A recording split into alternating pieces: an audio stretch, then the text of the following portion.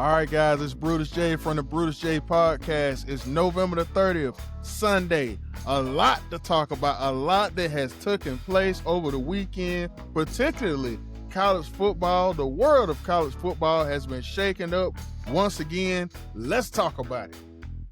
All right, guys, happy post-Thanksgiving. I know your bellies have been full from over the weekend, particularly starting Thursday, all the leftovers, watching football, basketball, whatever makes your weekend better. But guess what? Brutus J is here, and we're going to talk what's been going on in the world of sports. And my, has it been a lot going on that we're going to get to. As you can see, the vibe that's going on in this room, the purple lights, the fantastic background, the Brutus J household is very happy, and we're going to talk about that later.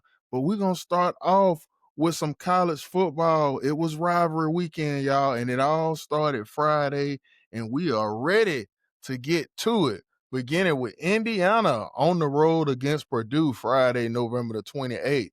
Indiana took care of business as they should by the score of 56-3 over the Boilermakers of Purdue. Texas A&M was on the road at Texas, and hey, this is one of my picks, and I was right. Texas took care of business. Number 16 Texas defeated number 3 Texas A&M, and I got to tell you, Steve Sarkisian, hey, he wants Texas in the playoff, but all I got to say is this. It'd be nice to see Texas in the playoff. They've had some fantastic victories this year, particularly in the top 10, but it's about what have you been doing, not what have you been doing lately. So, unfortunately, unless the college committee sees different than me, I don't see Texas being let in the college football playoffs. All right, number 4, Georgia. This game also took place on Friday. Number 4, Georgia and Georgia Tech played in the Mercedes-Benz Dome, and this was a tough game. It was a tough game. Georgia had their hands full, but they were able to win this game by the score of 16-9. So the Dogs had to wait a little later on. They needed help. They already had got help from Texas beating Texas A&M, which means they are in the SEC championship game, but they had to wait later on to see who they would place. Would it be Ole Miss? Would it be Alabama? Let's keep talking. Ole Miss. Oh, this game right here, when I tell you the whole nation was watching this game, the whole nation, they want to see what's going on with the Lane train, what's going to happen, what's his reaction going to be before the game, what's his reaction going to be after the game, if they win, if they lose. Ole Miss went to start Vegas and took care of business, and they defeated Mississippi State by the score of 38-19. We're going to get to that Lane Kiffin stuff a little later on. Y'all just bear with me. Utah was on the road against Kansas, and they took care of business and won 31-21. Arizona went on the road at Arizona State and defeated Arizona State by the score of 23-7. LSU was on the road with their final game in Norman, Oklahoma against the Oklahoma Sooners. Well, Oklahoma won this game by the score of 17-13. LSU defense, one busted play the whole game, and unfortunately that happened in the end, which cost them the victory. But the defense played one heck of a game. The offense, same as usual, all year it's been the story. LSU is 108 in the nation in offense, scoring offense, and they lost. They will go to a bowl game, but this has definitely been a disappointing season for the LSU Tiger, considering the expectations they had beginning of the year with head coach Brian Kelly, who is no longer with the Tigers, but the Tigers got their man. Again, we're going to talk about that a little later. All right, the game, Ohio State against Michigan, on the road in Michigan. Michigan has defeated Ohio State 5 times in a row. Would this be the year? Yes, it was. Ohio State defeated Michigan by the score of 27-9. What a ball game for Julius Sand, Jeremiah Smith. They balled out. They finally got the monkey off their back. Julius Sand was 19 for 26, 233 yards, 3 touchdowns, 1 interception. Bo Jackson had 22 carries, 117 yards. Cornell Tate, 5 catches, 82 yards, 1 touchdown. Jeremiah Smith, 3 catches, 40 yards, and a touchdown. I tell you, man, hey, Ohio State, they rolling, they looking good, and the nation is definitely looking forward to that Big Ten championship game when they face Indiana next week.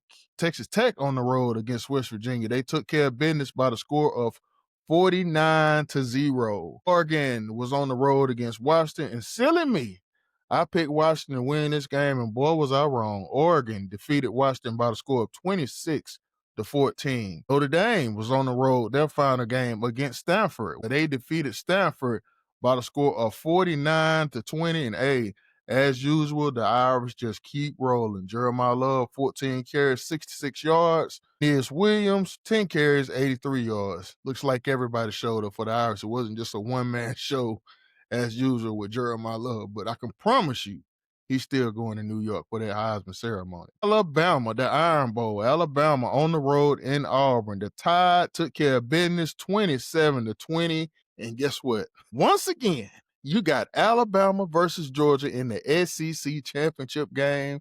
And the nation, just like the Indiana-Ohio State game, the nation will be tuned in to this because we already know it's going to be some hitting in this game as usual.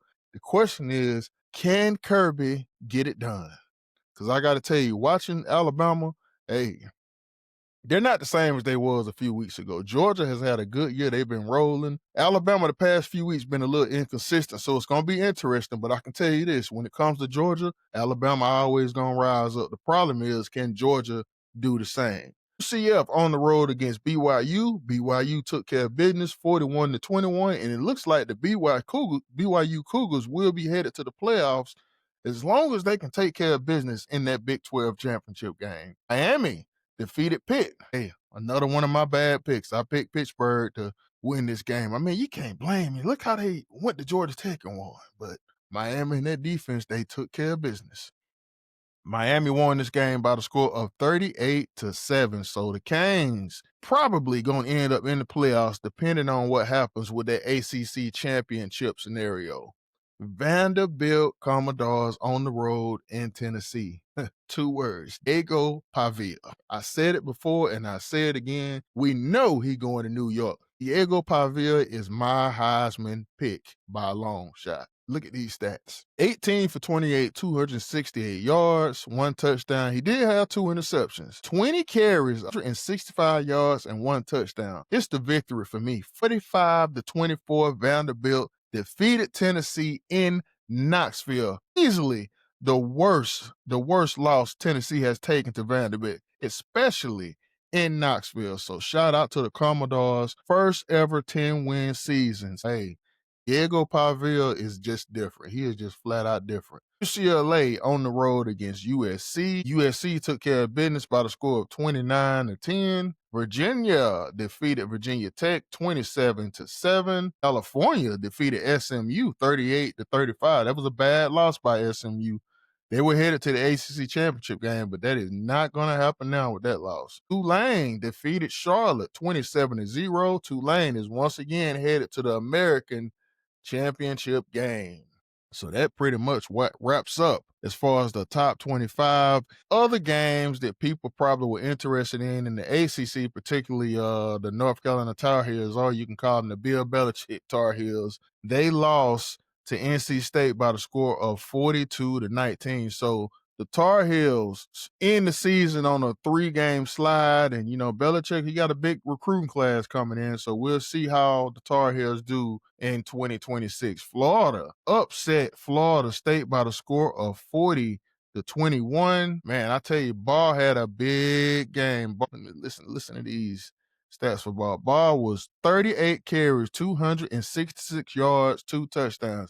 So you already know what Florida did. Run, and took care of business. Other rivalry games, Louisville defeated Kentucky 41-0. Clemson defeated South Carolina 28-14.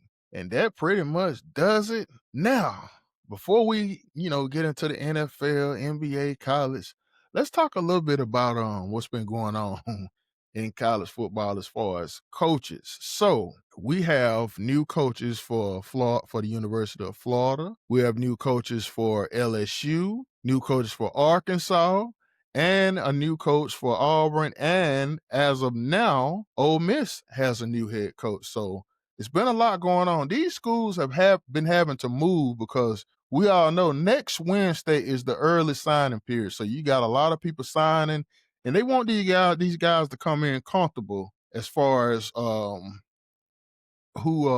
they want to know who's their coach going to be. So let's get started. So To start off, Florida, as we know, backed out of the Lane Kiffin sweepstakes. They ended up signing Tulane's head coach, John Summerall, who's the coach, as I said, as Tulane. He will be coaching the rest of the year with Tulane. A lot of people, they're trying to compare this scenario with something else we're going to talk a little later, but let's keep this in mind. Tulane is a G6 school. Florida is a big time D1 school, so Tulane doesn't have a problem with him coaching the rest of the year. It's normal. It is normal. It's a big time promotion, so congratulations to John Summerall.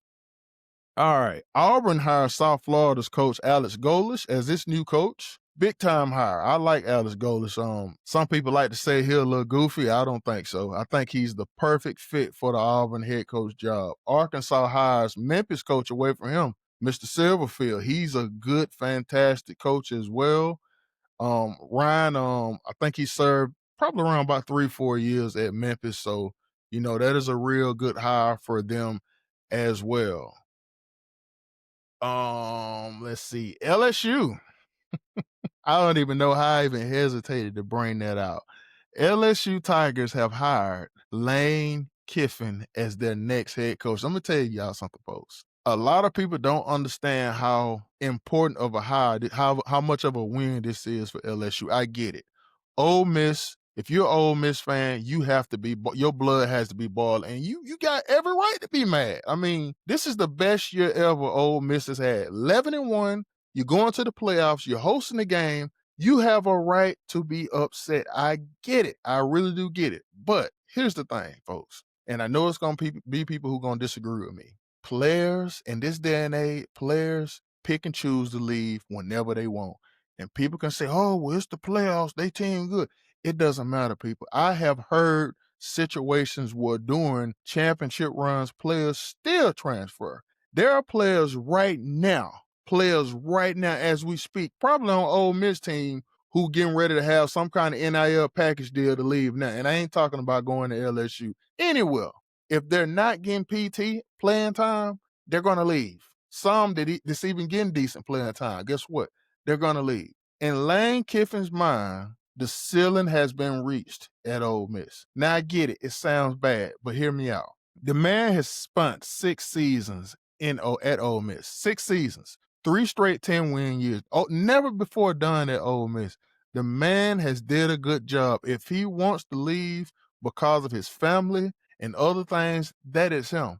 The main reason I think he's leaving is because you got to understand, every year, this man has to go through the transfer portal to build that team up. Ole Miss is not going to be able to do that every single year with money like that. They can't do it. We're talking about the facilities, all the resources. They do not have that compared to other schools, particularly LSU. This was a family move and a business move. I get it. It hurts. If I was an Ole Miss fan, I'll be hurt too. But at the same time, it's business and it's good business. And I hear people, upset, and I hear like other analysts. The thing that gets me is this right here. There were people out there literally, upset, at Nick Saban because Nick Saban, believe it or not, you might not want to believe, but he was giving him advice. Even Kirby Smart. Kirby Smart was giving him advice to go to LSU. They're friends. You want to see a friend get in a good situation. You do. That's just the way it is. You want to see them get in a good situation. Ole Miss has hired Pete Golden as their head coach. He was a defensive coordinator who got promoted, which is a good move. Just to try to keep the staff, around. I don't know how much of that offensive staff is going to stay. That remains in question, but it was a good move to promote him. Now, somebody said any coach that would leave a playoff team at 11-1, obviously he wasn't confident in that team to win it all. Is that true? It may be possible. But Lane was looking at the future. He was looking at the future because he knows what's going on at Ole Miss was not going to be consistent. Do not think this man did not want to coach this team in the playoff. He wanted to do it, and Ole Miss said no. Now, if I'm Ole Miss, would I have did it? I wouldn't, because all you're doing is keeping him around, giving him a chance not only to win, but recruit current players over to LSU. So I get the move. But all in all, I think both programs will be okay. LSU going forward, I do think Lane Kiffin is fit to be a monster. And when I say a monster, he's fixing to be a monster. Don't shock yourself or kid yourself. People like Cam Newton, Joe Klatt, other former players, they did not want to see this happen. You want to know why they didn't want to see it happen? Because they understand somebody with the mindset of Lane Kiffin at a program like LSU, where he got that whole state to himself, and you getting roster money around 25 to 30, some people say 35 to 40 million roster cash. You getting all that and you already recruit, like LSU recruits itself, and you can use all that money to supplement what you need. It is a monster situation for not only just for the SEC, but for the rest of the country. LSU going forward is fixing to be dangerous. You heard it right here. And I know I ain't the only one saying it. LSU is about to be dangerous. But you know what? I'm not going to keep continuing on this. This is not a LSU show. I am an LSU fan, but this is not an LSU show. So going forward, congratulations to my LSU Tigers. I am looking forward to 2026 season. Now, let's get into some NFL, man. I got to tell y'all, man, I was sitting here watching some NFL today, trying to keep intact with other situations going on, and I was watching that Falcons game, in which we're going to get to a little later, but just, oh my God. All right, right now going on, the Minnesota Vikings are on the road against Seattle, and Seattle is leading this game 19-0 in the third quarter with 1:02 left. As far as the stats go right now, you got Minnesota started Max Brosner, 14 of 22, 88 yards, and 2 interceptions. I don't even know who that is, folks, and I'm a Minnesota Viking fan. Sam Darnold, 12 for 23, 109 yards. Kenneth Walker, 12 carries, 52 yards. This game, again, is late in the third quarter, headed to the fourth. Las Vegas Raiders on the road against the LA Chargers. The Chargers are leading this game 14-7. With 9 minutes and 27 seconds left in the third quarter. As far as stats go right now, Geno Smith, 6 of 8, 83 yards, 1 touchdown, 1 interception. Very expected. Geno is just struggling. Chargers, Justin Herbert, 10 for 14, 104 yards, 1 touchdown, 1 interception. Also, not good, just not good. Kamani Vidal, he had 16 carries, 101 yards, and a touchdown. That's a positive for the Chargers. All right, the Bills on the road against the Chargers. That game is, the third quarter is just not getting on their way. This is a low-scoring game. Look like a defensive battle. Josh Allen, 6 of 12, 51 yards, 1 interception. And this is in the third quarter. James Cook, 17 carries, 81 yards. That game got some snow in it. So that's pretty much why things are going the way they are right now. Aaron Rodgers, 6 for 13, 54 yards. Jaylen Warren, 9 carries, 23 yards, and 1 touchdown. Again, 10-7 Buffalo in the third quarter. Niners on the road against the Shedeur Sanders Cleveland Browns. 49ers won this game by the score of 26-28. It has already been announced that Shedeur will start next week against the Tennessee Titans. Brock Purdy was 16 of 29, 168 yards, 1 touchdown. Christian McCaffrey had 20 carries, 53 yards, and a touchdown. Now, as far as Shedeur Sanders, he was 16 for 25, 149 yards, and 1 touchdown. He was sacked 3 times for 34 yards. That's the only thing about Shedeur. The sacks, when he take a sack, just take a sack, man. 3 sacks for 34 yards. That's a lot of yards given up right there. Quinshon Judkins, 23 carries, 91 yards. They ran the ball a lot.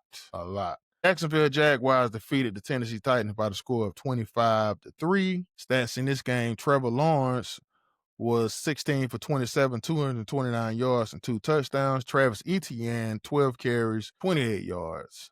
As far as the Titans, everybody want to know about the rookie Cam Ward. He was 24 for 38, 141 yards at 3 times. Same thing. These guys, these mobile quarterbacks, they taking these sacks, losing a lot of yards. 38 attempts for 141 yards, man. That's not good. But again, he's a rookie. Tony Pollard, 10 carries, 60 yards for the Tennessee Titans. Texans defeated the Colts. Man, this was a shocker. CJ Stroud came back for this game, by the way. Texans defeated the Colts again, 20-16. So that's 2 in a row. The Colts have lost to the Chiefs. Now they just come back and lose at home to the Texans. CJ Stroud was 22 for 35, 276 yards, and 1 interception. Woody Marks, 19 carries, 64 yards. Nico Collins balled out 5 carries and 98 yards. Jaden Higgins, 5 five receptions, 65 yards. Dalton Schultz, 7 carries, 5 yards. CJ Stroud balled out. Yep, he balled out. Offense defeated the Saints by the score of 21-17. Nothing new about the Saints. Just like the Jets, just like the Titans, all of these teams are up for, top 3 draft picks next year. Tyler Show for the Saints, 26-38, 239 yards, 2 touchdowns, and 1 interception. Evan Neal, 14 carries, 47 yards.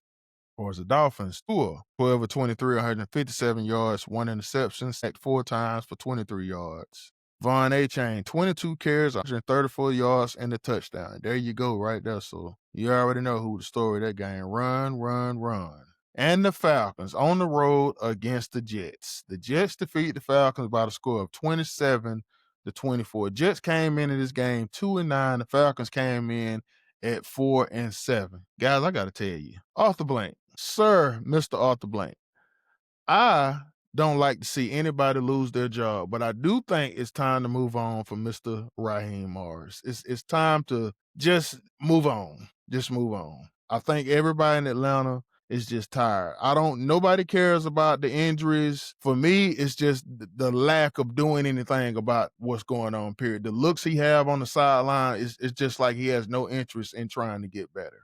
And we also tired of hearing the same press conference, the same quotes in the press conference after every win. Oh, every loss. I'm sorry, every loss. Really, even every win, same thing as well. But it's just time to move on. Now let's look at these stats as far as this game goes. Kirk Cousins, 21-33, 234 yards, 1 touchdown, sacked twice for 12 yards. Bijan Robinson, 23 carries, 142 yards, and a touchdown. This is the guy you got to feel sorry for. Now I get it.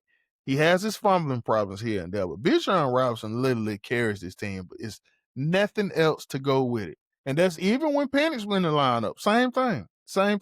Kyle Pitts, decent year, 7 catches, 82 yards, but I can guarantee you he might be out of there. Yep, Kyle might be out of there too, as well. It's Rod Taylor. Tyrod Taylor, the journeyman. Tyrod probably don't play for 8-9 teams, and he's still out here beating the Falcons. 19-33, 172 yards, 1 touchdown. 33 attempts, 172 yards. Brees Hall, 19 carries, 68 yards. Donnie Mitchell, 8 catches, 102 yards, and a touchdown. Game-winning field goal as time expired to defeat the Falcons. Rams, another upset. I called this one. I said the Panthers are very dangerous at home, and they defeated the Rams by the score of 31-28.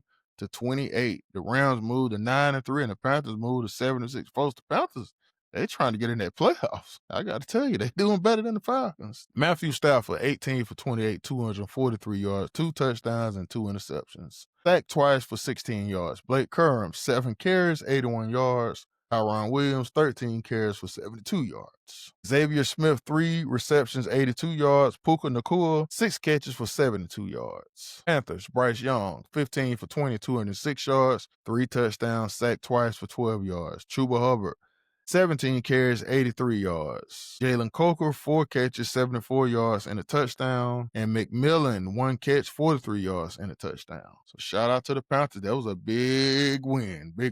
Buccaneers were at home against the Cardinals. They won the game by the score of 20-17. Those who don't know, last week, Baker Mayfield had an injury, had a partially torn ACL, and guess what? Came to play and won.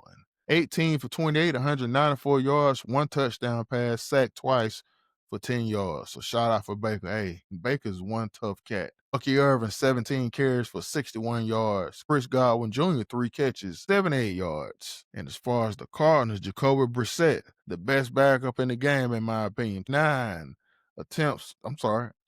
for 40, 301 yards, 2 touchdowns, 1 interception, sacked twice for 10 yards. Cam Knight, 11 carries for 62 yards. Ray McBride, 8 catches, 82 yards, and a touchdown. Marvin Harrison Jr., 6 catches, 69 yards. The Broncos are on the road against the Washington Commanders at 8-20. Broncos coming in at 9-2. Winners of around, I think, 7 or 8 straight.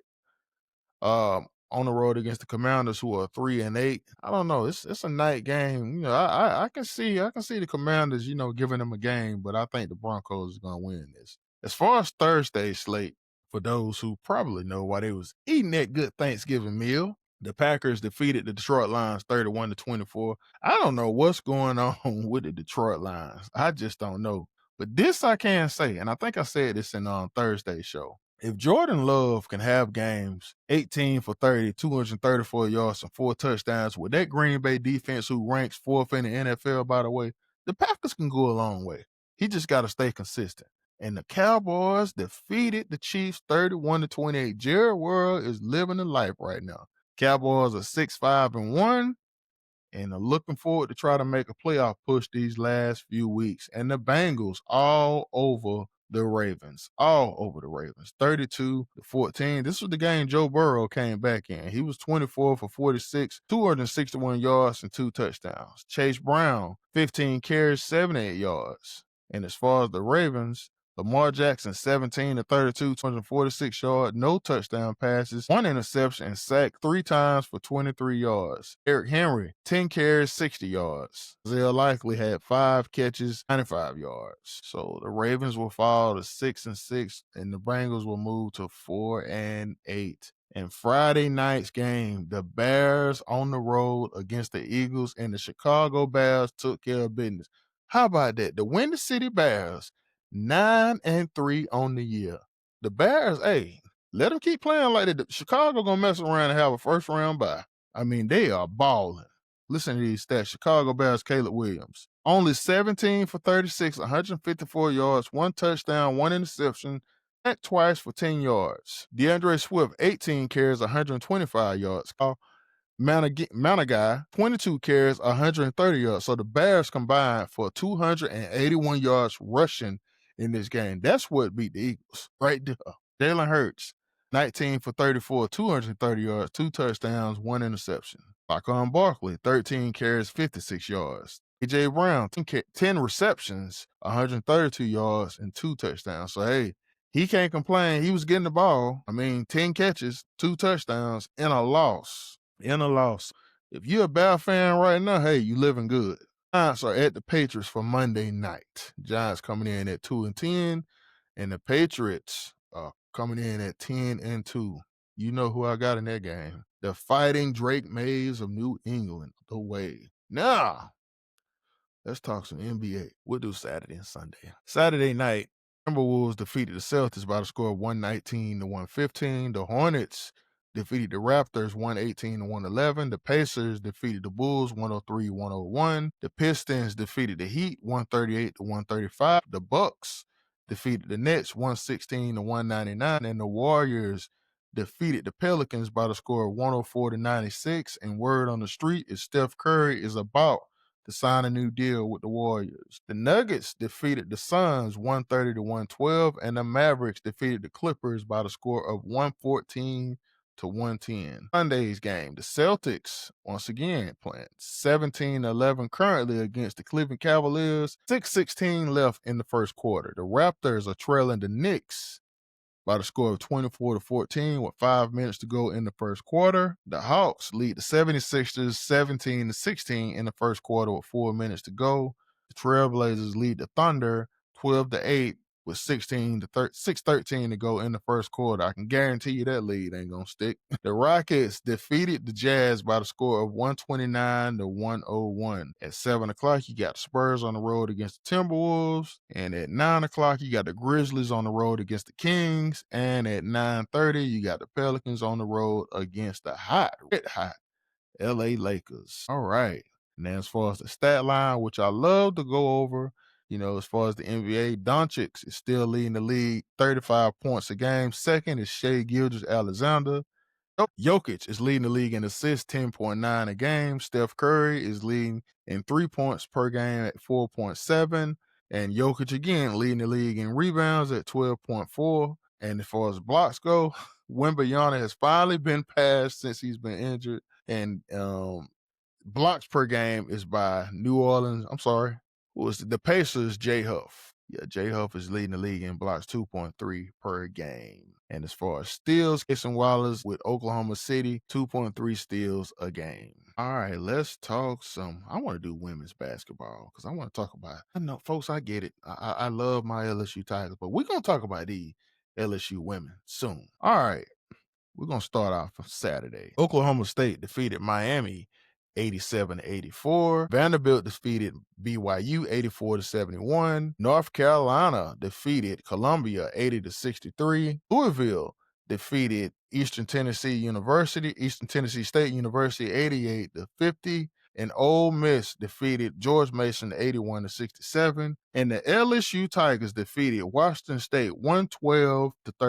LSU women have scored 100 points in 8 straight games. 8 straight games. When I tell you that roster is loaded, I am so looking forward to them against South Carolina a little later on, who, by the way, lost earlier in the weekend against Texas, by the way. Sunday's slate as far as women basketball. Iowa defeated Fairfield at 86-72. Iowa State defeated Indiana 106-95. Texas, again, as I said, coming off a victory over South Carolina, defeated Penn 81-63. Louisville defeated Bellarmine. Lord, who in the world? Never heard of them. Anyway, Louisville defeated them 100-37. UConn defeated Xavier 104-39. Baylor defeated Grambling 76-35. UCLA defeated Tennessee 99-77. And later on at 6:30, you have Oklahoma on the road against Florida State. And Michigan State are on the road against Clemson at 6:30 as well. So that concludes the women's basketball. Let's talk men's. As far as tonight, Texas Tech defeated Wyoming 76-72. We're going to talk about Saturday's slate. One much going on in men's basketball this weekend. Actually, we can do Friday as well. These are Friday games, by the way, people. Number 1, Purdue defeated Eastern Illinois 109-62. UConn defeated Illinois 74-61. Big win by UConn.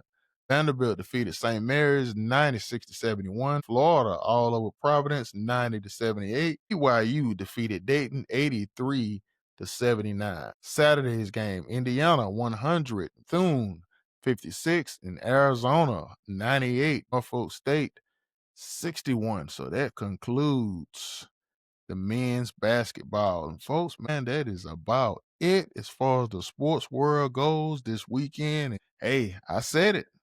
Just a lot going on, man. That Lane Kiffin situation just shook up the sports weekend. This thing has been going on for the past 2 weeks, and I'm pretty sure if y'all are not happy, I know I'm happy that it finally has concluded. Yep, it finally has concluded. Now, as far as next week, listen to all these conference championship games that we're going to go over again on Thursday. You got North Texas 11-1 against Tulane at 10-2. These teams could be playing their way into the playoff. The winner of this game. BYU against Texas Tech in the Big 12 championship, and Georgia against Alabama in the SEC championship, and Indiana against Ohio State in the Big 10 championship. And who would have thought in the ACC championship game this year, it would be Duke against Virginia. 7-5 Duke against Virginia in the ACC championship game. How about that? Now, some are saying, well, how does a 7-5 team get to the ACC championship game and you got Miami, who's only lost 2 games? Well, ladies and gentlemen, let's look at Duke's schedule. Look at the games they done lost. Check this out. They lost to Illinois, who's a Big 10 team, 45-19. They lost to Tulane, who's an American team, 34-27. Let's see. They lost to UConn, 37-34. That's an independent team. So technically, Duke only has 2 conference losses. And guess who else has 2 conference losses? Miami. Some of the teams that Miami lost to, guess who beat them? Duke, which makes Duke eligible for the ACC championship game. Not Miami, folks. Not Miami. So you have Duke and Virginia playing for the ACC championship. Now, the real question is, will the playoff committee, with the win, if Duke wins, I can tell you now, they're not going to the college football playoff. So if you're Miami, if you're one of the G6 schools, North Texas and Tulane, you are hoping that Duke wins that game. Because if Virginia wins that game, remember, Virginia is 10-2. If Virginia wins this game, they're in the college football playoff. So people who trying to get a shot, even Vanderbilt, teams that are trying to vie for a shot in that college football playoff, you want Duke to win that game. Because if Virginia wins that game, hey, some of you guys got no shot. You got no shot. Virginia's a Power 4 team, so that's just the way it is. But that pretty much wraps it up, guys. What a great show. What a great show. A great show. Yep. Awesome weekend. We got Christmas coming up, the best time of the year. I always tell people, I don't like listening to Christmas music till after Thanksgiving. And I got to tell you, me and my son, we have been blasting it. From Frosty the Snowman, Jingle Bells. Yeah. We got the eggnog in the refrigerator. My wife been cooking soup. It's that wonderful time of the year, and I am all for it. It's a good time for family, close to the end of fall sports. Best time of the year. And I'm looking forward to a fantastic month of December leading into the year 2026. And all right, guys, that pretty much does it. I appreciate you guys. I'm glad you guys had a wonderful weekend. You already know my motto, work smarter, not harder, and Brutus J will catch you guys on Thursday. Have a good one, folks.